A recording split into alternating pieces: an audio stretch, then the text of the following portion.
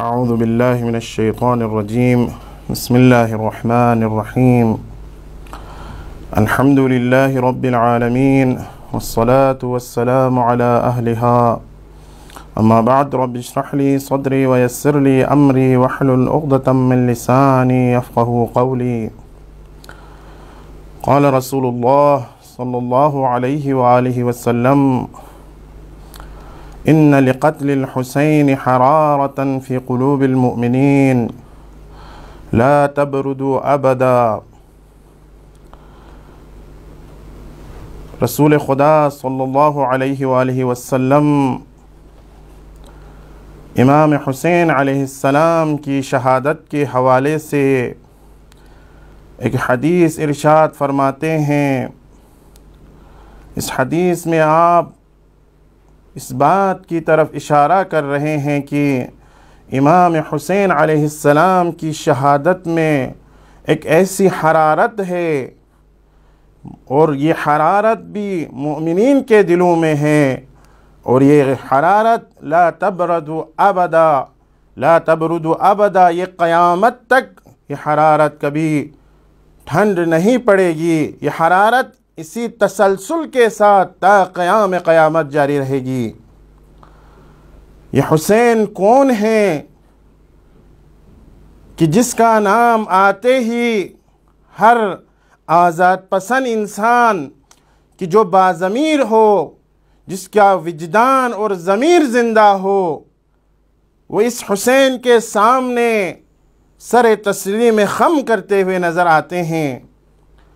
انبیاء سے لے کر رسول خدا صلی اللہ علیہ وآلہ وسلم تک اس ہستی کی تعظیم کرتے ہوئے نظر آتے ہیں۔ یہ حسین کون ہیں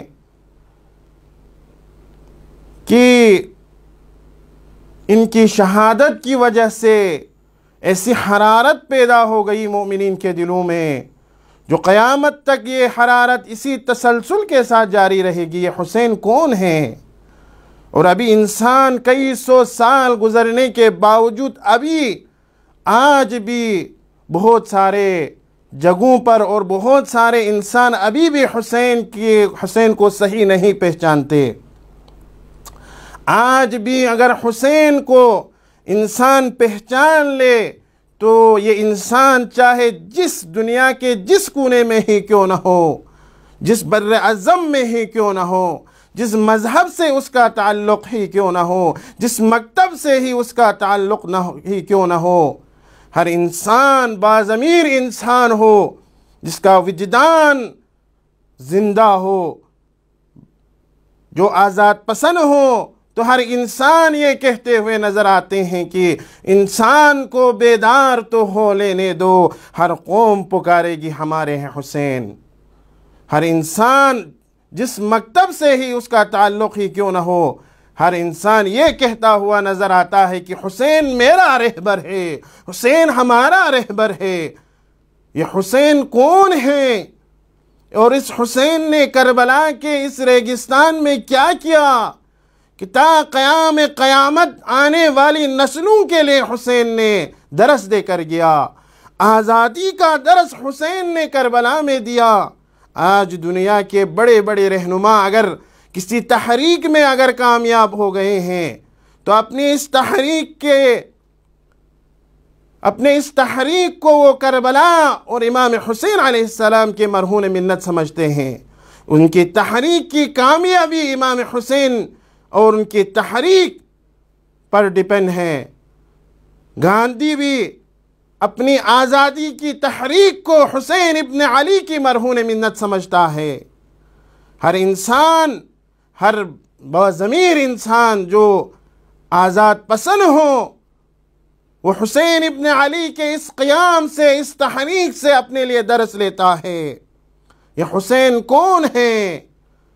اسی لیے شاعر کہتے ہیں کہ شاہ اس حسین بادشاہ اس حسین، حسین شاہ بھی ہے اور حسین بادشاہ بھی ہے۔ دین اس حسین و دین پناہ اس حسین، حسین خود دین ہے اور حسین دین کا محافظ بھی ہے۔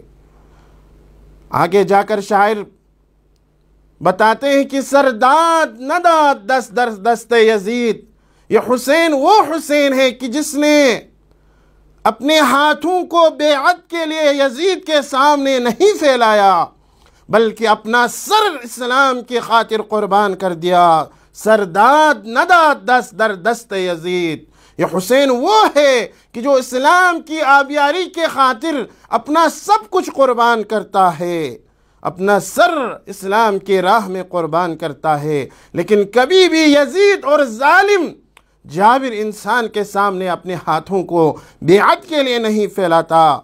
حقہ کی بنائے لا الہ است حسین، یہ حسین ہے، یہ امام حسین علیہ السلام کے قیام کی مرہون منت ہے کہ آج اسلام زندہ و تابندہ ہے۔ آج مسلمان اگر درس لے رہے ہیں تو اسی قیام سے درس لے رہے ہیں۔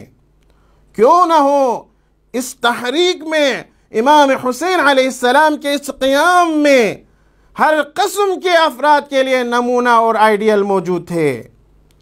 اسی لیے آج اگر امام حسین کی مجلس میں اگر ہم جائیں تو اس میں کوئی نہ عمر کی قید ہے، نہ جنسیت کی قید ہے، نہ بزرگ اور جوان کی قید ہے۔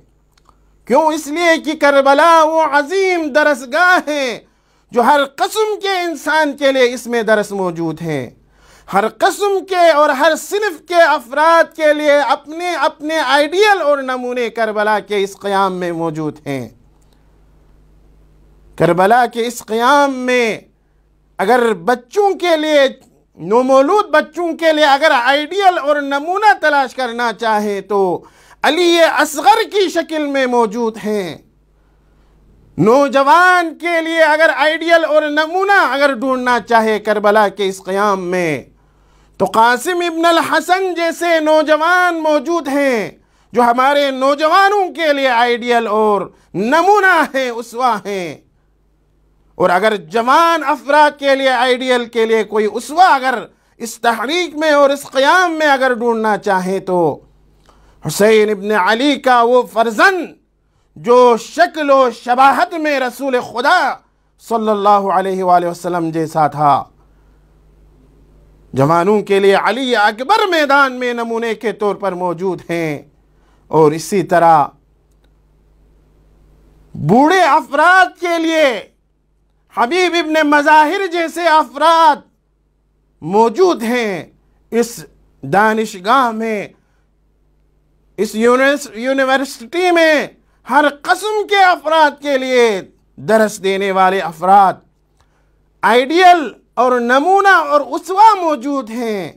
اور اگر خواتین کے لیے اگر اسوہ اور نمونہ دیکھنا چاہیں تو علی کی شیردل بیٹیاں اور شہزادیاں حضرت زینب اور حضرت ام کلثوم جیسی خاتون موجود ہیں۔ دوسرے الفاظ میں عرض کروں، یہ وہ قیام ہے، یہ وہ تحریک ہے جس میں پنجتن پاک کے نمائندے موجود تھے، لیکن دنیا کے ظاہری آنکھ رکھنے والوں نے نہیں پہچانا۔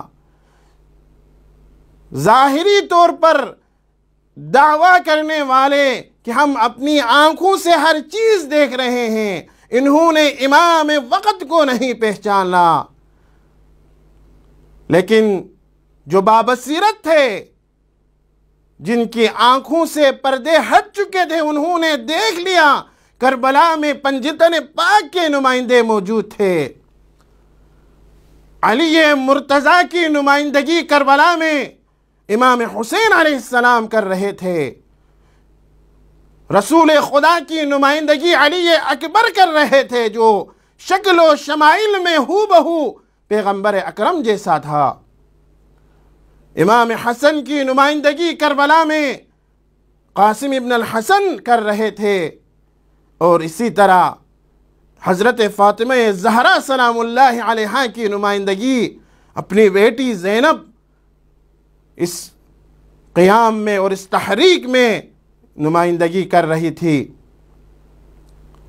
تو کربلا کے اس قیام اور تحریک میں بے شمار ایسے تربیتی نمونے ہمیں دیکھنے کو ملتے ہیں کہ جنہوں نے اپنا سب کچھ قربان کر دیا اسلام کی خاطر، اور ایسے ایسے ہمارے لیے پیغامات چھوڑ کر گئے کہ یہ وہ پیغامات ہیں جن پر اگر ہم عمل کریں تو ہم سرخرو ہو جائیں گے۔ ان میں سے پہلا پیغام خدا پر ایمان ہے۔ جب امام حسین علیہ السلام کا سامنا حر کے ساتھ ہوا، حر کے لشکر کے ساتھ جب آپ کا سامنا ہوا تو آپ نے فرمایا میری جو تکیہ گاہ ہیں وہ خدا ہیں، اور وہ مجھے تم سے بے نیاز کرتا ہے۔ اللہ اکبر۔ جب آپ ذوالجناح سے زخمی ہو کر کربلا کی زمین کی طرف آ رہے تھے تو اس وقت بھی آپ کے زبان پر خدا پر ایمان اسے کہتے ہیں کہ سختی کے وقت میں، مشکلات کے وقت میں جان دے رہے ہوں، اس وقت اگر کسی کو خدا پر ایمان باقی رہے تو وہ کامیاب انسان ہے۔ حسین زخموں سے چور چور ہو کر سرزمین کربلا کی طرف آ رہے ہیں، لیکن آپ کے زبان سے یہ جملے جاری ہیں، الہی رضم بقضائک وتسلیما لامرک ولا معبود سواک یا غیاث المستغیثین۔ یہ امام حسین علیہ السلام کا خدا پر ایمان ہے کہ انسان پر سخت سے سخت حالات ہی کیوں نہ آئیں، سخت سے سخت امتحان سے انسان کو گزرنا ہی کیوں نہ پڑے، انسان کو اپنا سب کچھ اسلام پر قربان کرنا کیوں نہ پڑے، پھر بھی خدا پر ایمان رکھنا چاہیے۔ پاک پروردگارا، تیری قضا پر اور تیرے فیصلے پر میں حسین راضی ہوں، اور تیرے ہر حکم پر میں تسلیم محض ہوں، میرا کوئی معبود نہیں پاک پروردگارا تیرے سوا۔ یہ وہ پیغام ہیں تربیتی کہ جو ہمارے لیے ہیں۔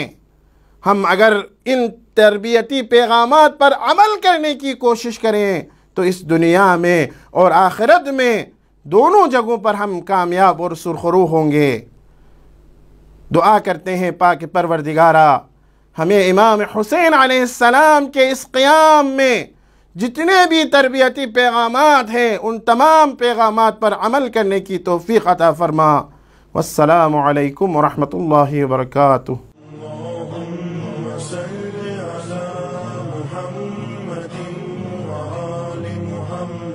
اللهم صل على